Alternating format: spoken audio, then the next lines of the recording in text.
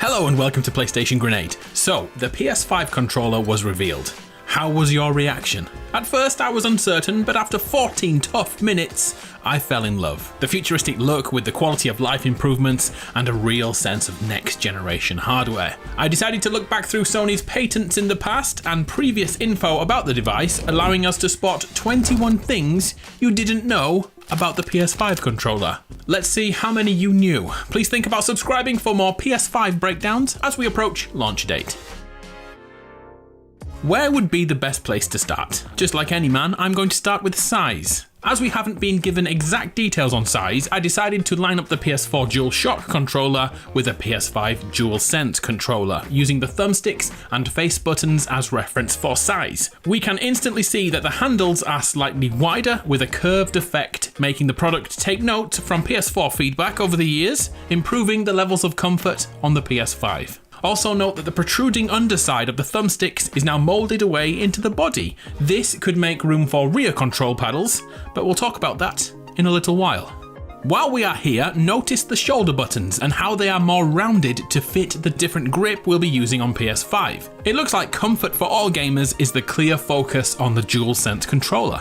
Flip the controller onto the other side and we can see changes in size in detail. The PS5 controller removes the dip near the top of the controller. This will actually improve your response time as there is a smaller movement needed to move your finger onto those triggers. And to add to that, the DualSense controller will be the first PlayStation controller to have zero buffer between the shoulder and trigger buttons. It's a tiny, minute change that will make a huge difference in gaming. The ease of switching between the two, and get this, the potential of pressing both at the same time. That hasn't been possible before, so that could be a new element to be implemented by game designers. Next, we'll take a look at those face buttons. The sacred symbols have lost their colour in a remarkable move away from branding choice. This is not the first time though. If you have a PlayStation Portable or a PS Vita, take a look at those buttons. The colour was already removed, and this is where the PS5 controller takes inspiration, using the same clear plastic on the D-pad and the 4 face buttons, giving the design a more minimal feel. In-game, this also gives developers an option to remove the button prompts which don't suit their colour scheme. A bright pink push square icon can take us out of the immersion of a game, whereas a soft grey colour will keep us in the moment. A small but great update comes on those thumbstick grips. The speckled rubber grips have been subtly updated on the PS5. The centre circle resembles last generation, but look at what are around the edges. A star-like triforce of bumps. These are here to give us additional grip when we are in those sweat-inducing moments in many games. The excuse that your hand slipped off the controller is no longer an issue. Well, we'll see about that, so we now have an extra textured grip. We can take this point further too. Flipping the controller over, we can see the bottom half of the controller is made up of a rougher plastic, maybe even rubberized, to give additional grip. It's a small point, but you'll be surprised how big the industry around rubberized controller skins is. This controller, simply put, is too beautiful to be covered up. Now's a good time to note the PS5 controller, just like the PS4, has an inbuilt battery which we will need to charge. It may be difficult to see, but the port we use is a USB-C port, and not the OG micro USB from last generation. But what the hell does that mean? Well, here's what you need to know. Micro USB was brought in to do pretty much anything. It's quite a ubiquitous piece of kit. Well, now in the world of USB 3, which by the way is blue when you look inside the USB hub, this gives us quicker data transfer rates of between 5 and 20 gigabits per second, so between 4 and 40 times quicker than the previous generation. And it's damn good at recharging batteries too. As another great point to note, Sony have actually already shown us this design choice. Simply look at the PSVR headsets. The same colour scheme and visual layout are already here, right in front of our eyes. We simply never paid attention. Man, even the blue light is identical. So between the PS Vita and PSVR, the visual language was here all along. And yeah, to many people, the controller looks like Astrobot, or a Portal Turret, or Baymax, or an android from a David Cage game, or an Avengers time suit, or even Borat. We all see different things, that's fine. Talk to your psychiatrist about it. Okay, let's move on from visuals for a moment and take a look at that title, DualSense. As I'm sure you all know, we've called PlayStation controllers DualShocks for generations. This was due to two rumble motors giving us force feedback during gaming. Well, fast forward to 2020 and the DualShock is no more. This is the DualSense. The main focus is now twofold, with those rumble motors being updated, and the other aspect which Sony wants to improve is sound.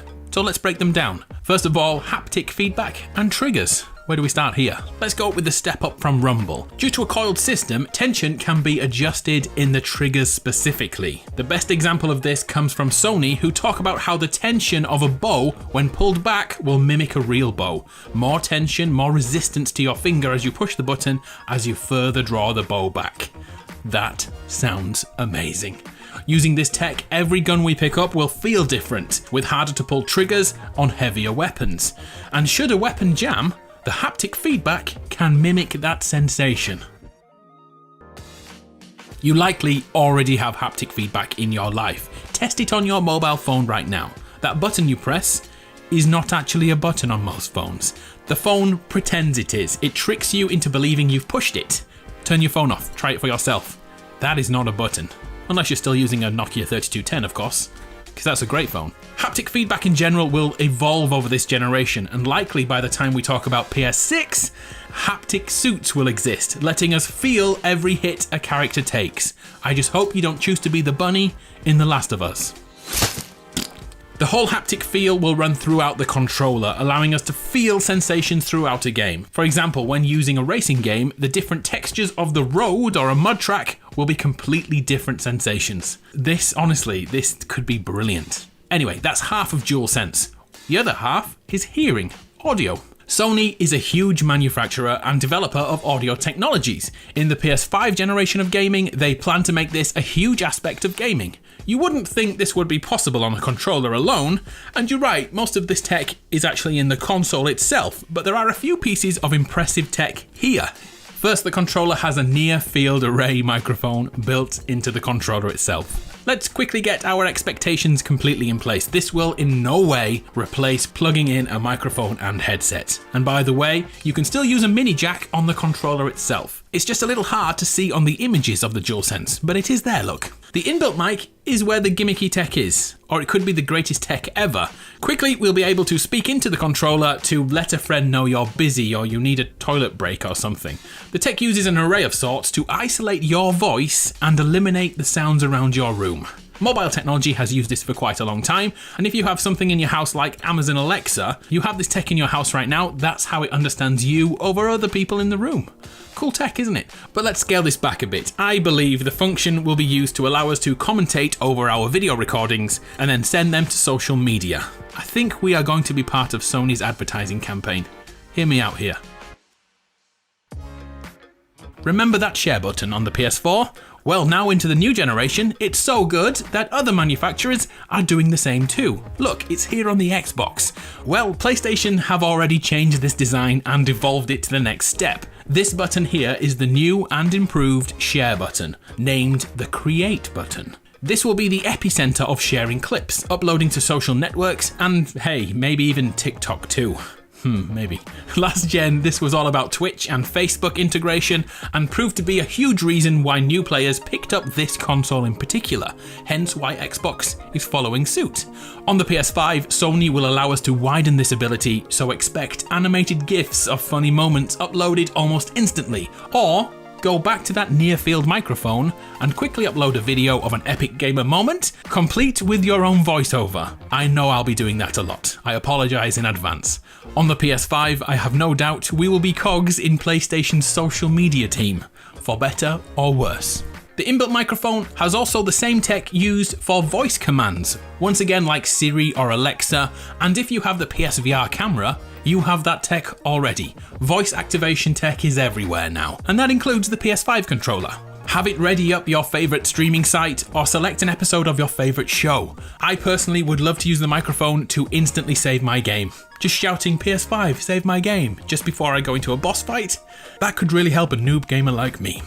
Another piece of technology Sony has worked on throughout the generation is photo mode. Have you noticed almost all first-party games have this service, or it is added later on in the cycle?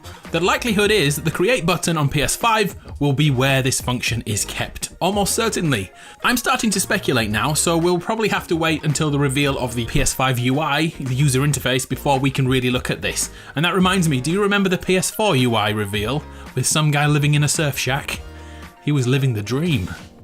I'm going to keep going down the conjecture sort of path now I'm thinking about it, as many things have popped up which are still to be confirmed, but they heavily suggest something. For one, the PS5 controller, I mean the DualSense, I'm going to have to get used to saying that, this bad boy has had its light bar removed. Back on the PS4, it was slap bang on the back of the pad. Do you remember everyone complaining about the glare on their screen? And thankfully, Sony did dim the light. But this bar had a purpose. It was so the Sony camera could see the controller to use it in-game. It was essentially for a better experience. But look at the new controller. It's gone. Which suggests the DualSense will not be a functioning PSVR controller. Well, not at least without an add-on or a change in tech. I did a little research, and from the patents, it appears Sony are moving to a different controller method for VR on PS5.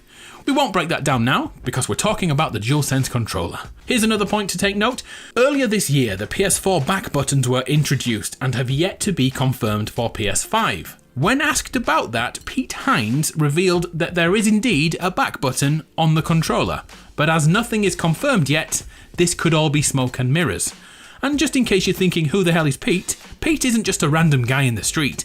Pete Hines is Bethesda's vice president. He's their PR guy. He is trustworthy, so we'll have to wait and see on that one. Will there be no buttons on the back? Will there be one button on the back? Will there be room to add the PS4 buttons on the back? We shall wait and see. And finally, the potential for customization of DualSense is staggering. I'm sure by now you've seen the hundreds of mock-ups for potential color coordinations for this tech. Almost every single one I see, I want. These things could be the ultimate collectible item. There is such a potential here. What's your favourite one so far? I kinda like the white and pink one. Man, that looks good. So there we have it, 21 things you didn't know about the PS5 controller, aka the DualSense. You can be honest, how many of these did you already know? I'll be lurking in the comments, because that's what I do in my spare time. We'll have to wait to see if these functions become key selling points or just another gimmick in the whole cycle.